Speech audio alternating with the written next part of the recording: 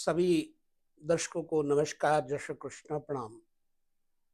वैदिक ज्योतिष सभी सूत्रों का जनक है। वैदिक ज्योतिष ऋषि मुनियों के माध्यम से निकली हुई ध्यान द्वारा एक पद्धति है। वैदिक ज्योतिष वेदों का नेत्र है। इसमें अनेक अनेक वर्ग हैं, जैसे जन्म कुंडली, चंद्र कुंडली, नवांश कुंडली, सप्तमांश कुंडली, द्वादशांश, ये बहुत सारी चीजें इसमें है। लेकिन सबसे पहली जो स्थिति है वो पंचांग के बाद कुंडली की ही होती है। कुंडली में जो ग्रह सर्वाधिक डिग्रियों पर होते हैं उनकी शक्ति युवा शक्ति मानी जाती है। और एक और पद्धति है जो है नौमांस चक्र। आज हम नौमांस चक्र में जो वार्ता करने वाले हैं वो है चंद्रमा की विभिन्न राशियों में नवांशों में स्थिति।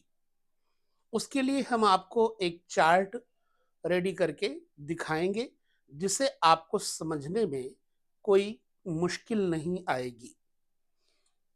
समझिएगा, जन्म कुंडली के जो ग्रह हैं नवमांश कुंडली में वही भाग्यांश हो जाते हैं। जैसे लग्न का एक भाग्य का स्वामी है, लग्नेश के भाग्य का स्वामी कौन है और वो कहां पर बैठा हुआ है, इसी विशेष अंश नवम अंश को नवमांश बोलते हैं। तो आइए चलते हैं, हम देखते हैं चंद्रमा यदि सूर्य के नवमांश में हो तो जातक के ऊपर क्या प्रतिफल होगा, उसके लिए हम आपको एक चार्ट दिखाते हैं। ठीक है, ये चार्ट है, आप इसे देखें। ये चार्ट है सिंह राशि का। अब इसे हम आपको ग्रह बिठाकर दिखाते हैं। इसमें मान लीजिए चंद्रमा सूर्य की राशि में बैठे हैं आपकी जन्म कुंडली में कहीं पर भी। ये तो मैंने उद्देश्य उदाहरण के लिए आपको समझाने के लिए रखा हुआ है। अब सिंह राशि में सूर्य की राशि में चंद्रमा है, यानी सूर्य के नवमांश में है। जन्म कुंडली में सूर्य कहाँ है वो बात आपको बाद में समझना होगा। अगर सूर्य की राशि में चंद्रमा यानी सूर्य के नवमांश में है तो ऐसे जातक का मन थोड़ा क्रूर होगा, यानी दुष्ट स्वभाव का होगा। और ऐसा जातक अंत में बुरे काम करता है। जहां पर भी बैठा होगा उस विषय को लेकर के उसी कार्य को ये बुराई में लेकर जाता है। मान लो भाग्य में बैठा हो तो भाग्य, सुख में बैठा हो तो सुख। अब हमने यहाँ लग्न में बैठाया हुआ है तो जातक के स्वभाव में थोड़ी क्रूरता रहती है, मूर्खतापूर्ण व्यवहार करता है। लेकिन ऐसा जातक कभी भी पराजय स्वीकार नहीं करता, चाहे कुछ भी जो भी हो जाए। आसानी से यह हार नहीं मानता। ठीक है, और यह व्यक्ति अपने पिता से भी लड़ाई कर लेगा। क्रूर और जिद्दी प्रकार का व्यक्ति होगा। अब चंद्रमा को हम चंद्रमा के ही नवमांश में लेकर चलते हैं, यानी कि कर्क में। अब ये कर्क में हो गया।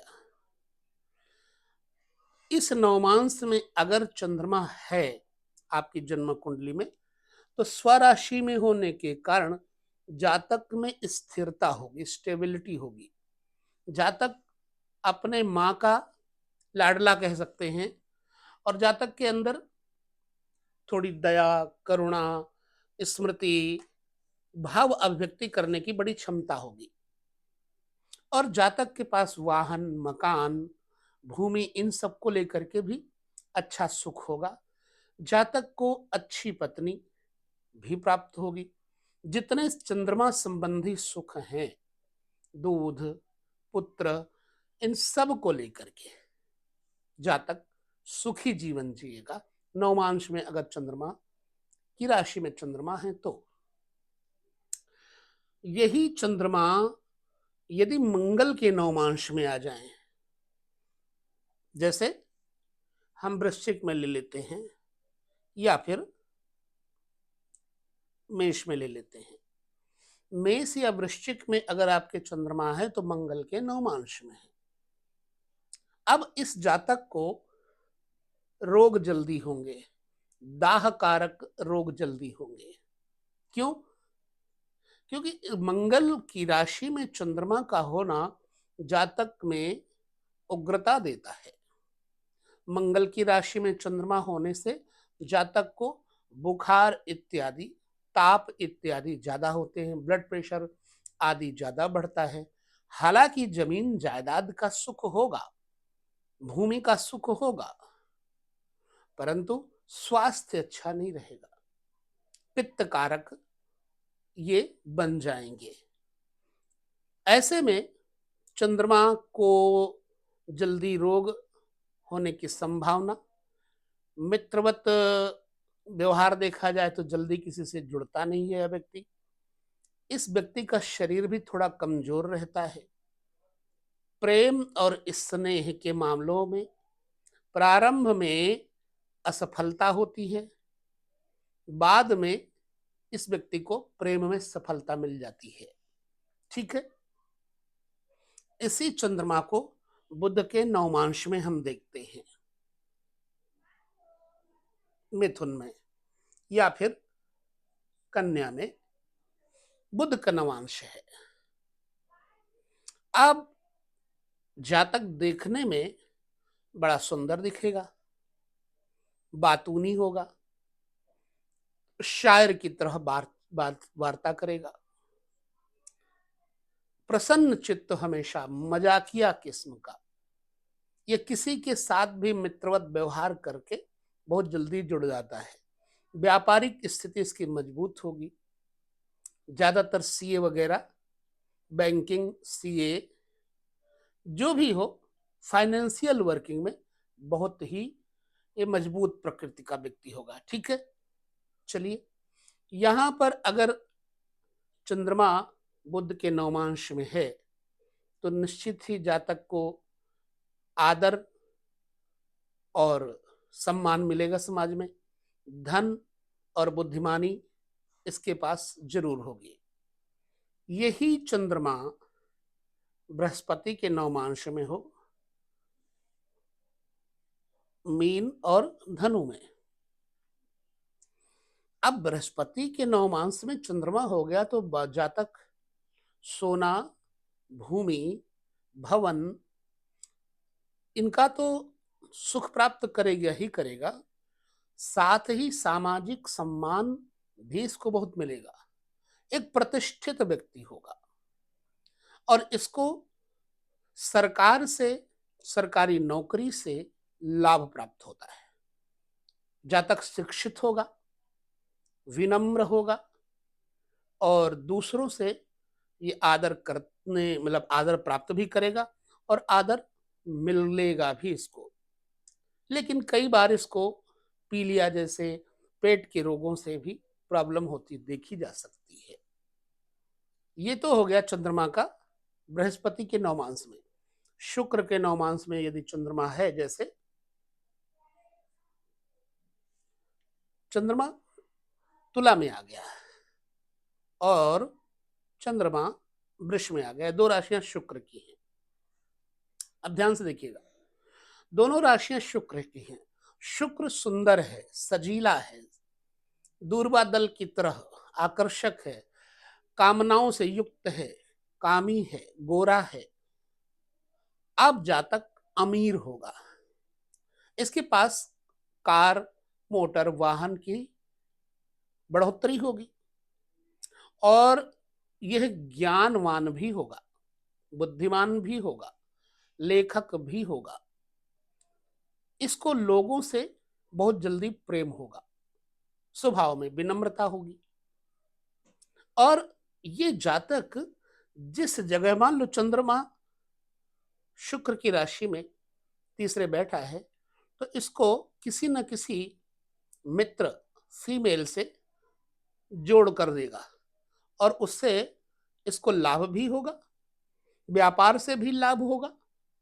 ये जातक थोड़ा कामुक होता है और स्वार्थी होगा, कुछ थोड़ा प्रसन्न चित्त भी होगा, इसकी संतानें भी होंगी, वीर्यवान कहा जाता है। चलिए चंद्रमा को हम शनि के नवमांश में देखते हैं। शनि के नवमांश, ये सॉरी चंद्रमा मकर में और कुंभ में आ गए। अब यदि चंद्रमा शनि के नवमांश में मकर और कुंभ में है तो इस व्यक्ति की मानसिक स्थिति बड़ी अक्षुण्ण रहेगी, यानी बहुत जल्दी नाराज हो जाएगा, बड़ी जल्दी कठोर हो जाएगा और चोरी चकारी इन जैसे रास्तों पर चलने की इसकी आदत होगी। बुरे कामों में जाने में से कोई गुरेज नहीं होगा। हालांकि किसी की नौकरी करके, प्राइवेट नौकरी करके, वो प्राइवेट नौकरी चाहे ऊंचे स्तर की हो चाहे नीचे स्तर की, करेगा, लेकिन मन में थोड़ी बुराई जरूर होगी और बेईमानी जरूर होगी। यह व्यसनात्मक होता है, स्वार्थी होता है और प्रायः यदि चंद्रमा शनि की नवमांश में हो तो जातक की आदतें बुरी होती है। तो आशा करते हैं कि आपको यह समझने में आसानी होगी। चंद्रमा यदि नवमांश कुंडली में अच्छी स्थिति के अंतर्गत है तो जातक के जीवन में सारे सुख, धन, शारीरिक स्वास्थ्य, कलात्मक अभिरुचि उत्पन्न करेगा। यदि चंद्रमा नवमांश कुंडली में अच्छी स्थिति में नहीं है तो जातक कृतघ्न, कायर, दोषपूर्ण शरीर होगा, उसका सरकारी समस्याओं का सामना इसको करना पड़ सकता है। तो इस तरह से हमने आपको चंद्रमा को प्रत्येक नवांशों में बताया। वीडियो में यही विराम लेते हैं, पुनः मिलेंगे, तब तक नमस्कार।